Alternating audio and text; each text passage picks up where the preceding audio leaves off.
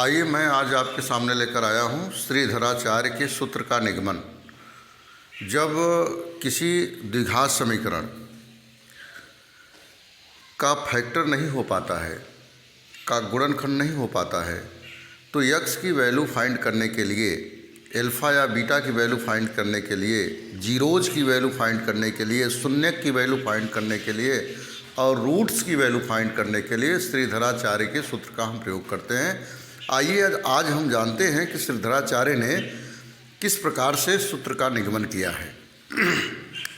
श्रीधराचार्य ने व्यापक समीकरण ax square plus B X plus C equal to 0 द्विघात का व्यापक समीकरण लिया और इसी से अपने सूत्र का निगमन किया। वो सूत्र क्या है? उन्होंने किया क्या कि a से दोनों पक्षों में डिवाइड कर दिया, डिवाइडिंग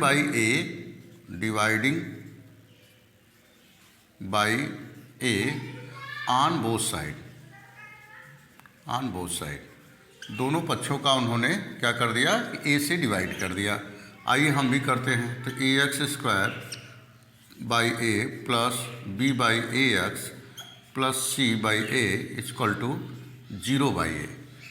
अब ए से कैंसिल हो गया, तो हो गया बच्चों X square plus B by A X plus C by A equal to 0, क्योंकि 0 में किसी का हम डिवाइड करते हैं तो 0 आ जाता है।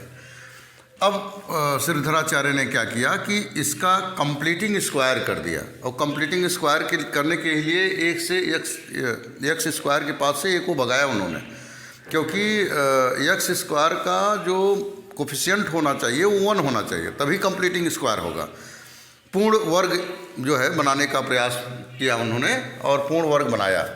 और पूर्ण वर्ग बनाने का जो रूल होता है ये होता है कि X square plus B X plus C में यक्स का जो गुणांक होता है, यक्स का जो कोफिशिएंट होता है, उसका हाफ हम करते हैं, आधा करते हैं, और इसके बाद स्क्वायर करते हैं। स्क्वायर करने के बाद दोनों साइड में जोड़ देते हैं। आइए देखते हैं ये क्या है। यक्स का कोफिशिएंट क्या है? b बाई ए है, तो b बाई ए का हाफ जब हम करेंगे तो क्या हो जाएगा?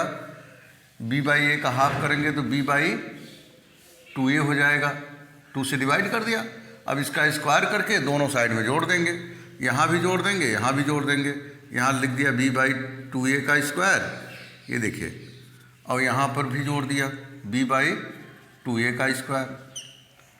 अब हमारा जो इक्वेशन बन गया वो बन गया बच्चों a square plus B square plus 2ab। 2ab कैसे आया? आओ देख लेते हैं 2ab कैसे आया। 2a का मान क्या है? a का मान x मान लिया हूँ और b का मान b बाई 2a मान लिया हूँ, तो 2 से क्या हो गया? कैंसिल हो गया। तो क्या बचा?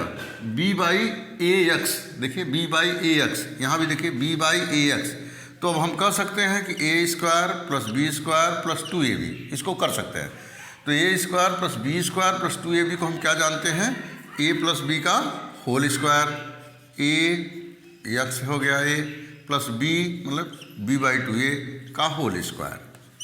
बाकी जो राशियाँ बची उनको उधर भेज दीजिए। पहले वहाँ की राशि लिख लेते हैं। 0 प्लस इतना करेंगे तो वही राशि आएगी, इसका स्क्वायर करके लिखिए, b स्क्वायर हो जाएगा, 2 का स्क्वायर 4 हो जाएगा, a का स्क्वायर a स्क्वायर हो जाएगा। अब इन तीनों राशियों को तो ले लिया स्क्वायर में, बचा क्या? c बाई ए, उधर भेजिए तो हो जाएगा c बाई ए। अब इसका एलसीएम जरा लेते हैं तो बच्चों इसका एलसीएम हो जाएगा 4a स्क्वायर, अब बचेगा b स्क्वायर माइनस a से कैंसिल हो जाएगा, 4a बचेगा, उसका ऊपर मल्टीप्लाई कर देते हैं, जैसे एलसीएम लेते हैं हम लोग, तो हो जाएगा 4ac। अब देखिए जब स्क्वायर हटाएंगे तो इधर स्क्वायर रूट लग जाएगा, और स्क्वायर रूट का मतलब ये होता है कि जैसे मैंने आपसे पूछा 9 का स्क्वायर रूट क्या होगा, तो आप 3 ना बताइए बल्कि प्लस माइनस 3 बताइए। 9 का जो स्क्वायर रूट होता है वो प्लस माइनस 3 होता है। क्यों होता है? इसलिए होता है क्योंकि अगर हम प्लस 3 का स्क्वायर करेंगे तो 9 आएगा, प्लस 9 आएगा, और माइनस 3 का भी स्क्वायर करेंगे तो प्लस 9 आएगा। तो दोनों के स्क्वायर करने पर क्या आ रहा है? प्लस 9 आ रहा है। तो इसलिए 9 का जो स्क्वायर रूट होगा वो प्लस माइनस 3 होगा। इस बात को हमको ध्यान में रखना है।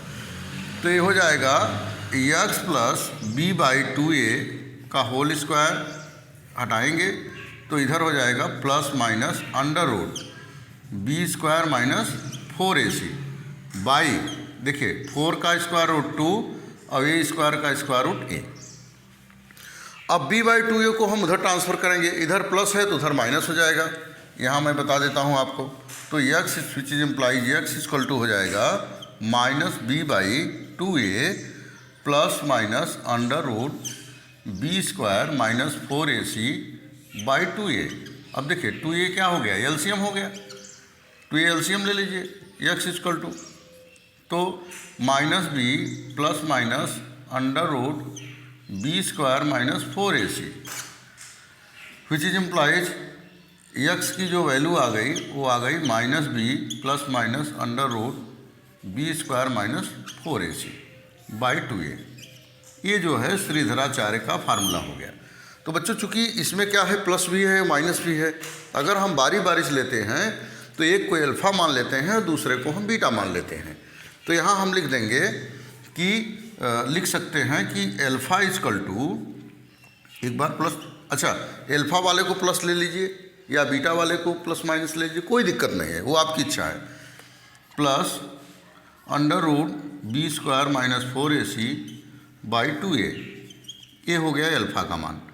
अब बीटा इक्वल टू हो जाएगा minus b minus under root b square minus 4ac/2a। ये हो गया बीटा का मान, अल्फ़ा और बीटा का मान दोनों साथ में आ गया। तो इस प्रकार से श्रीधराचार्य के नियम का जो है निगमन हो जाता है और हमको मान प्राप्त हो जाता है। बच्चों एक चीज़ और ध्यान में रखिए कि कैलकुलेशन करते समय हमको अल्फ़ा प्लस बीटा और अल्फ़ा इंटू बीटा की ज़रूरत पड़ती है। तो alpha plus beta, alpha into beta की वैल्यू क्या होती है, हम आपको उसको भी बता देते हैं, यहाँ पर बता दे रहा हूँ। बच्चों अल्फ़ा प्लस बीटा की जो वैल्यू होती है, जब हम इसको जोड़ेंगे, अल्फ़ा और बीटा को जब हम जोड़ेंगे तो ये आएगा माइनस b/a, और अल्फ़ा इंटू बीटा को जब हम निकालेंगे तो आएगा c/a। इस प्रकार से अल्फ़ा इंटू बीटा और अल्फ़ा प्लस बीटा की वैल्यू हमको फाइंड हो जाएगी।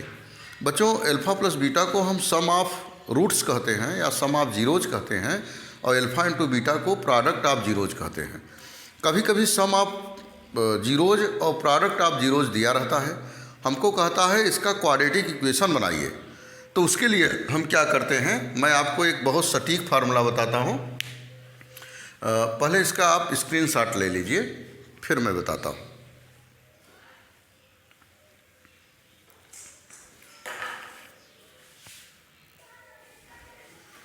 आइए बच्चों हम बात करते हैं।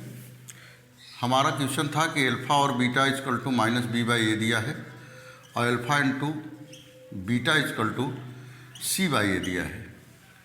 तो हम इससे क्वाड्रेटिक इक्वेशन कैसे बनाएं? इसके लिए एक फार्मूला होता है कि x square minus alpha plus beta x plus alpha into beta equal to 0। ये फार्मूला होता है। अगर इसकी वैल्यूज हमको दिया है तो इसमें हम रख के क्वाड्रेटिक इक्वेशन निकाल सकते हैं। लेकिन कल्पना करिए कि आप एग्ज़ाम में बैठे हैं और ये फार्मूला आप भूल गए हैं। अल्फ़ा प्लस बीटा की वैल्यू दिया है और अल्फ़ा इंटू बीटा दिया है, और आप एग्ज़ाम में बैठे हैं और आपको याद नहीं आ रहा है कि सर क्या बताए थे, यहाँ प्लस था माइनस था क्या था, मुझे याद नहीं आ रहा है। तो आपको घबराने की ज़रूरत नहीं है, मैं आपको ट्रिक बता रहा हूँ। तुरंत आप ऐसा कर दीजिए, तुरंत आपको आ जाएगा। आप तुरंत क्या करिए कि x में से अल्फ़ा को घटाइए और x में से बीटा को घटाइए। यहाँ पर इंटू का साइन तो है ही, जानते भी हैं, नहीं लगा है फिर भी इंटू होगा, इक्वल टू 0। तो हमारा काम यही है कि x में से अल्फ़ा को भी घटाएं, x में से बीटा को भी घटाएं, बराबर 0 कर दें। अब चलिए इसको सॉल्व करते हैं।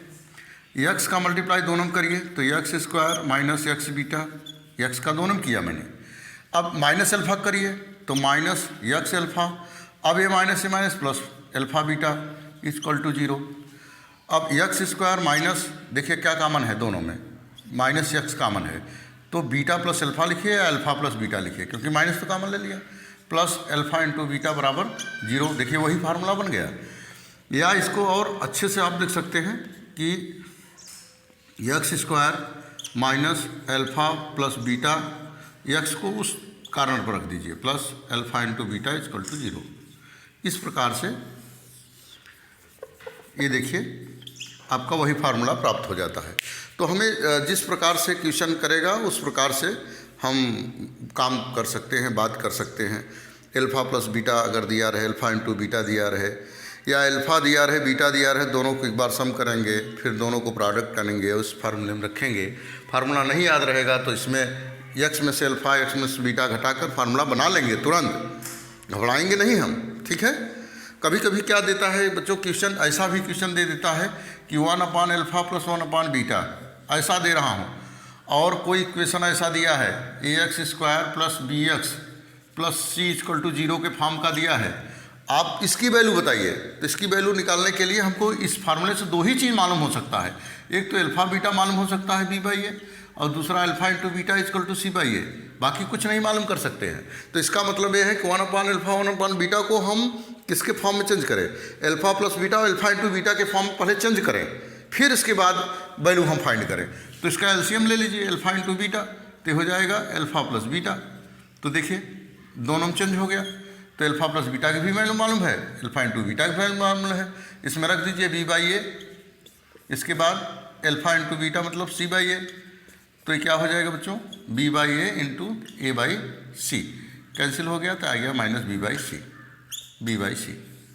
अब आप देखिए कि आपको ये फार्मूला चाहे तो याद कर लें, 1/अल्फ़ा प्लस 1/बीटा अगर रेसिप्रोकल में ऐड करें दोनों रूट्स को तो उसकी वैल्यू माइनस b/c के रूप में लाएगी, उसको लिख सकते हैं। तो इस प्रकार से किसी भी प्रकार का न्यूमेरिकल अगर क्वाड्रेटिक क्वेश्चन से आ गया, श्रीधराचार्य के फार्मूले से आ गया, तो आप सॉल्व कर सकते हैं। Thank you.